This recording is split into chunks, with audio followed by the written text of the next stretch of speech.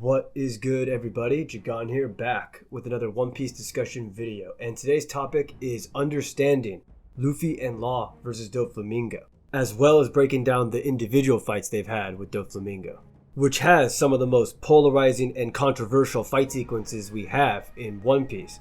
There are so many differing interpretations of these fights and interactions. It's honestly one of the biggest headaches to properly scale. There are a lot of commonly accepted ideas in this arc, such as Law being nerfed the whole arc, Dofi being nerfed, Law fighting Dofi and Fujitora 2-on-1, Gear 4 Luffy spanking Dofi, Dofi knew Law's abilities, and so on. Now, there are some of these statements that I absolutely do agree with. Some I agree with to some extent, and some that I flat out disagree with.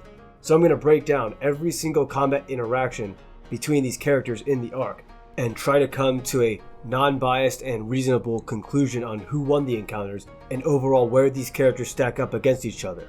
So before I break down the actual interactions, I think it's important to give a quick overview to how Law's abilities work. Law's Ape Ape no Mi techniques require a lot of stamina for him to use. So Room is the precursor to all his techniques. It creates a spherical zone, and if the target is within that zone, Law can use other techniques on them. The main ones, which include Amputate, his basic cutting attack within the room that allows him to cut his opponent without actually doing damage to them. Tact, which gives Law the ability to levitate an object within the room in a telekinetic manner. Countershock. Law places both of his thumbs onto his opponent's chest and releases a strong electrical surge like a defibrillator. Injection Shot. Law rushes towards his opponent with his sword stretched out in order to stab them. He then makes it fire like a gun, making the target bleed in a targeted spot. And Gamma Knife, his ultimate technique, which he creates a short blade of energy before stabbing his opponent with it. This technique is meant to destroy the victim's internal organs. So the first interaction we'll be breaking down is Law versus Doflamingo and Fujitora. Now, a lot of people seem to think this was a 2-on-1, but this is something that I disagree with personally. The interaction starts when Law crosses the bridge to Greenbent with Robin, Usopp, and Caesar. Law felt sketchy about the Caesar exchange deal ever since arriving in Dressrosa based on the way the country was acting, and he ended up being correct, that somehow Dofi had the influence to fake his warlord resignation. This results in Fujitora confronting them and confirming whether Law's alliance with Straw Hat was actually legitimate or not. Law confirms that it is, which results in Fujitora sending a meteor down. Now, even though as of right now Law is technically his only enemy, Fujitora does send this attack in the vicinity of Doflamingo as well, which results in Law using Room and Amputate to cut the meteor, and Dofi using his stream powers to cut through it. Fujitora then proceeds to attack Law, to which Law starts to run away and focus on getting Caesar to the Sunny to keep him out of Doflamingo's hands. Doflamingo then pursues Law and confronts him in the forest. Now, we actually don't see Fujitora in this panel, so it's likely he's just casually trailing behind, just like how the anime portrayed it. I don't like using the anime as reference, but sometimes it can give more context to a scene that Oda might have made ambiguous. In the anime, Doflamingo alone is able to pin down Law, to which Fuji comes and stops Dofi before he can commit more damage. But in the manga, we don't know exactly how it happens because of it's off screen. So it's plausible to say Dofi looked better in the whole interaction, but I'm going to give Law the benefit of the doubt since he was the one on the run trying to come up with a plan. There's no clear-cut evidence of Fujitora and Dofi ever attacking him at the exact same time, which is why I don't consider this a 2v1. But in the manga, there's also nothing concrete that suggests Dofi overpowered him alone. Honestly, overall, I don't take very much from this initial sequence. It more so to me just hypes up Fujitora's strength, as opposed to giving us anything concrete on Doflamingo or Law. I think the later interactions we get are much more indicative of actual power scaling. So Law is able to escape when they are distracted, to which Doflamingo pursues him and eventually figures out his plan of trying to get Caesar to the Sunny, so that the other half of the Straw Hat crew that are there can escape with him. Dofi then attacks the Sunny and is then intercepted by Sanji. Dofi gets the better of him, and when he's about to finish Sanji off, Law uses Shambles to start to teleport towards them, and then eventually gets in range to teleport Dofi to the shore. Law has used his abilities quite a bit, and I think that gets a little overlooked by some people. Fujitora then attacks the Sunny, to which Law uses Room and Tact to counter the meteors. So now Law and Doflamingo are both on the bridge, to which their first official one-on-one fight begins. And before this fight even begins, I think it's fair to assume Law was nerfed pretty badly. On screen at this point, he's used his precursor room and then a technique on top of that 6 times, and potentially 2 more times if you want to count when he swapped the Navy soldier's heart and when he teleported himself and Sanji to the Sunny right after teleporting Doflamingo. When you're evaluating 2 characters straight up, it's important to not leave out this kind of context. Law had to use his power a lot due to outside variables that interfered before he even got the chance to fight Doflamingo. So Doflamingo is able to easily overpower him. He's very aerodynamic and a versatile fighter who utilizes his strings very efficiently. So even though at this point Doflamingo does appear to look like the superior fighter, there's just too much going against Law for me to properly gauge this interaction. So after this, Dofi brings Law back to Dressrosa, to which he unloads his strap on him, and then he and Fujitora are able to escape, to which we don't get more action for a long time in this arc. Not until Law is eventually rescued and then riding with Luffy on Cavendish's horse in pursuit of Doflamingo. So jumping forward a bit, Law teleports himself and Luffy to the palace, to which Law reiterates that his powers take a toll on his stamina. But this is key right here. Law says that the silver lining to being handcuffed was that it allowed him to conserve his strength, which to me dismisses the idea that Law being in those sea stone handcuffs had a negative effect on him prior to this battle. Yes, sea stone drains your energy if you're actually touching it, and prevents you from using your devil fruit powers, but as soon as you're free from it, you're completely fine. But it does not have an effect on your stamina, as Law literally says that a positive of being in the cuffs was that he conserved his strength, obviously alluding to the ability to use his devil fruit. Nico Robin was handcuffed in Annie's lobby, and once she got out of them, her energy was completely fine. Same theme for the events in Punk Hazard, when we saw Luffy and Smoker both in Sea Prism chains. But as soon as they get out of the Sea Prism, they show no signs of fatigue, and even go on to fight perfectly against Caesar Clown and Virgo. Law was also able to perform a procedure on himself to get rid of the lead bullets Dofi initially shot at him earlier in the arc. Law is a doctor of the highest level, with an amazing devil fruit for procedures like this. So it's safe to say that with this operation, and the rest time he had to recover stamina, that he's ready to go for this fight. So we finally reach the top floor of the palace, where Dofi and Trouble await Luffy and Law. And this fight does technically start out as a 2v2, but let's be real here, Trouble is by far the weakest person here. And unsurprisingly, he has an extremely garbage performance in this fight. So I can't exactly call this an evenly matched 2-on-2.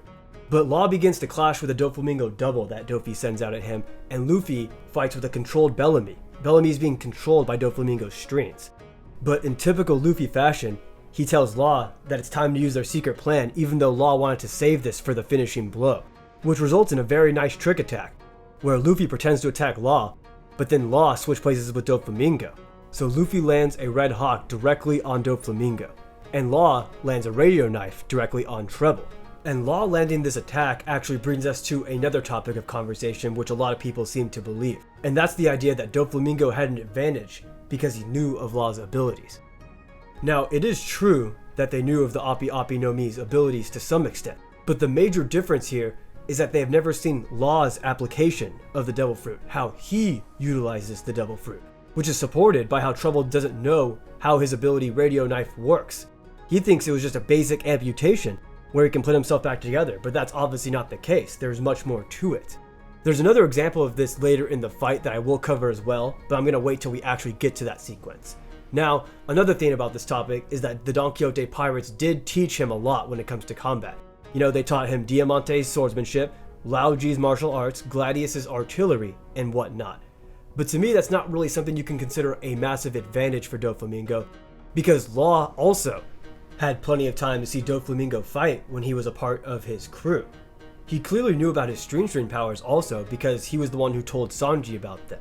And he also had years to prep and scheme to take Doflamingo down. It was literally his whole ambition for years. So if anything, I'd say that Law was the one who had a slight advantage when it comes to the intel factor, because there are techniques Law had with his Devil Fruit that Doflamingo and his crew were factually unaware of. So next, Law attempts an injection shot on a defenseless Trouble, to which Doflamingo intercepts this and hits Law with a Fall Bright. And keep in mind, while Dofi is attacking Law, he has a body double attacking Luffy, while also controlling Bellamy with his strings. This is a prime example of Devil Fruit mastery. So after Luffy and Bellamy get sent to a lower floor of the palace, we now begin the second one-on-one matchup between Doflamingo and Law. And this matchup to me is probably the most important, where we can really see who is stronger between Doflamingo and Law. The stage is set for a 1v1 in which there are no major nerfs or interferences. Throughout this video, when I speak of nerfs, it's more so referring to outside variables that affect the person before you can even fight them straight up, such as Law wasting stamina and taking unnecessary hits trying to save Sanji and the rest of the Straw Hats. But as of the 2-on-2 on the rooftop, there hasn't been any of that for Law. Dofi was hit directly with the Red Hawk as a result of their teamwork.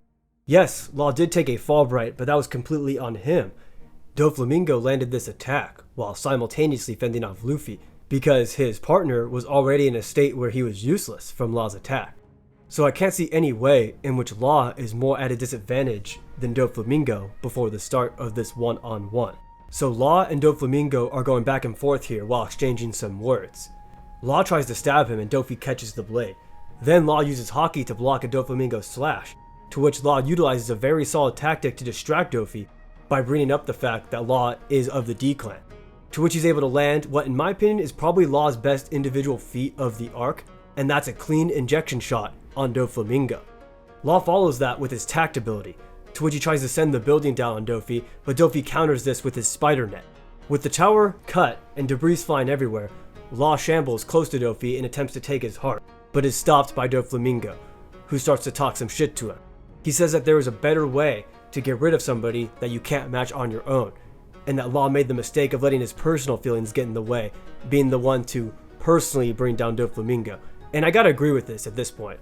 Doflamingo just appears to be the better overall and more well-rounded fighter.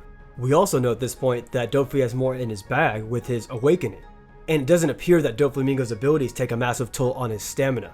So right after Doflamingo catches Law, he takes him back to the ground and actually cuts his arm off, which ends their one-on-one encounter. So like I was alluding to earlier, that's a pretty obvious win for Doflamingo. He beat Law straight up 1v1. There's not really any excuses I can think of for Law. So soon after this, they are actually interrupted by Luffy, who sends the Doflamingo double flying through the sky.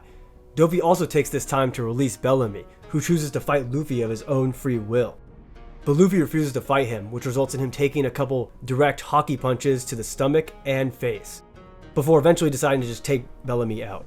So Luffy now jumps up and attacks Doflamingo with a barrage of Gear 2nd and 3rd attacks, but they aren't very effective. After Doflamingo is done explaining what's going on with the birdcage, it turns out that Law is actually not dead from Doflamingo's gunshots earlier, but instead swapped his body with another one, which he then told Luffy in secret of another plan that ends up working. When Doflamingo is expecting another Gear 3rd attack that he's been so effortlessly countering from Luffy, he is then unexpectedly swapped with Law, to which he lands the ultimate technique of the Ape Ape no Mi, the Gamma Knife. As impressive as that strategy and technique is, it's still something that required the assistance of Luffy distracting him to pull off. The Gamma Knife is something that, although is more powerful than Injection Shot, doesn't have quite the range, so I would assume it'd be very difficult for him to land this in a one-on-one combat situation without a distraction. This also goes back to the topic of Doflamingo not knowing Law's application of the Ape Ape no Mi. The way in which Law explains this to Dofi makes me think Dofi is unaware of how the Gamma Knife works. The same way Trouble didn't understand how the Radio Knife worked earlier in this fight. Luffy then follows this up with a jet stamp on Dofi, to which Law insists that he should be the one to finish Dofi off.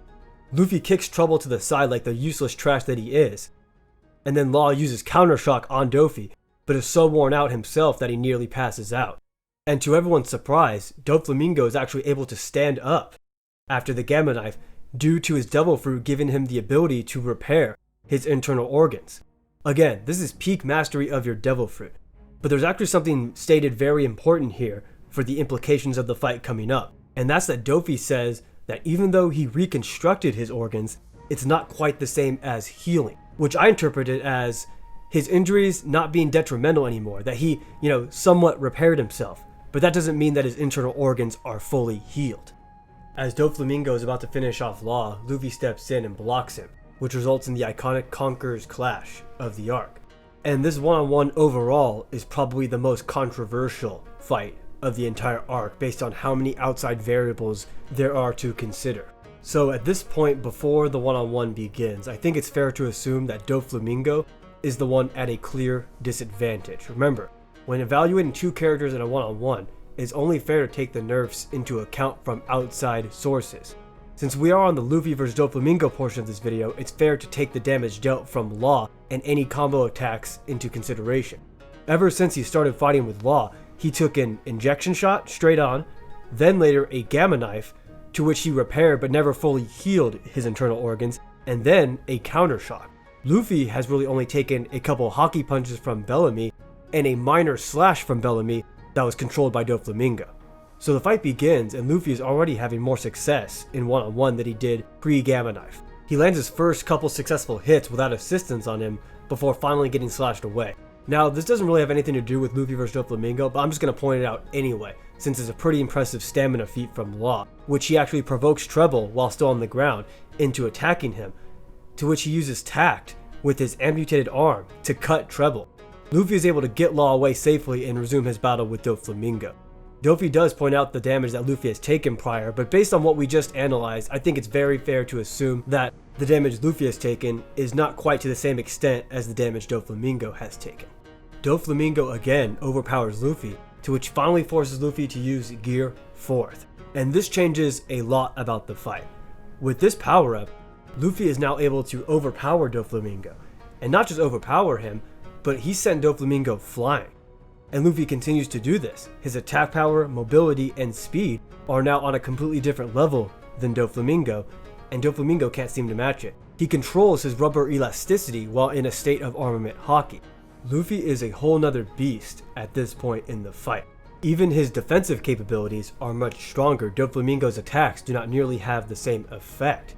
And Luffy continues to land effective blows, bowling out his whole entire arsenal of Gear 4th moves. Python, Culverin, Rhino Schneider, Doflamingo cannot defend against any of this, until he's finally forced to use his Awakening, such a high mastery of your Devil Fruit that it can even affect the outside environment. And back to what I was alluding to earlier, using this doesn't seem to take a toll on Doflamingo's stamina. Luffy is still able to avoid most of the strings, they don't really do all that much damage to him. But what makes this a very important tactic is the fact that he appears to be able to spam it at will and put up a very good defense against Luffy to keep Luffy distracted and waste the time limit of Gear 4th. Luffy is eventually able to maneuver around the strings and close in on Dofi, to which he lands a massive Leo Bazooka, which everyone thinks is the finishing blow. But it's still not enough.